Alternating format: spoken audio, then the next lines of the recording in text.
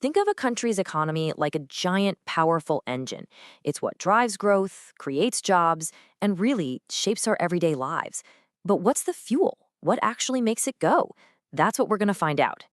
So, what is the power source for all the economic activity humming around us? The answer is a really key concept that helps us make sense of pretty much everything, from recessions to economic booms. And that concept is called aggregate demand. Now, it sounds a little academic, but it's actually pretty simple. It is the grand total of all spending in an entire economy over a certain period. We're talking about the demand for everything a country produces, from your morning coffee all the way up to massive infrastructure projects. And this economic engine, it's really built from four key parts. You can see it right here in this simple formula. C for consumption, I for investment, G for government spending, and then X minus M for net exports. Each one has a totally unique role in pushing the economy forward. So, in this explainer, we're going to pop the hood and look at each of these four components one by one. And then we'll put it all together to see why understanding this engine is so important for all of us. Let's start with the biggest, most powerful part of the engine. You. Yes, you, the consumer. Consumer spending is the main cylinder. It's the primary source of power for the entire economy. And when I say biggest, I am not kidding. In major economies like the UK's, consumer spending makes up a whopping 60% or more of the entire economy's output, or GDP. That means what you, your friends, and your family decide to buy has a massive impact. So, what actually nudges us to spend our money? Or to stash it away? Well, it usually boils down to a few key things. Interest rates, for example, tell you how expensive it is to borrow money for big purchases. Your disposable income is just what you have left after taxes. And maybe most importantly, our confidence and our expectations for the future play a huge role. What's really fascinating here is that our spending isn't just about the numbers on a spreadsheet. It's deeply psychological. How we feel about inflation, what we expect to happen with our jobs or the housing market, that directly controls whether we decide to pull out our wallets or keep them shut. This brings us to this really interesting cognitive bias called money illusion. As researcher Matthew Shapiro points out, we sometimes get fixated on the number on our paycheck, the nominal value, instead of what it can actually buy, its real value. And because of that, we can completely misjudge how much inflation is eating into our spending power, and we might just keep spending more than we really should. Okay, so let's move on to the next component. If consumer spending is the main cylinder, then you can think of business investment as the fuel injection system. It's what delivers the power needed for future growth.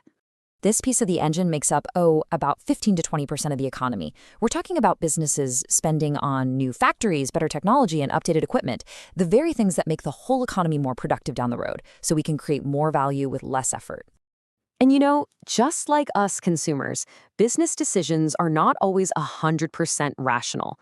The famous economist John Maynard Keynes had this brilliant term for it: animal spirits. It describes the gut feelings, those waves of optimism or pessimism that can just sweep through the business community and drive investment. A sudden burst of optimism can spark a hiring boom, and boom, you've got a self-fulfilling prophecy of growth. Our third component is the government. In our engine analogy, the government acts as the steering wheel, trying to keep the whole economic vehicle on a smooth and steady path. And this right here brilliantly illustrates what the government is trying to navigate. See, economies don't just grow in a nice straight line.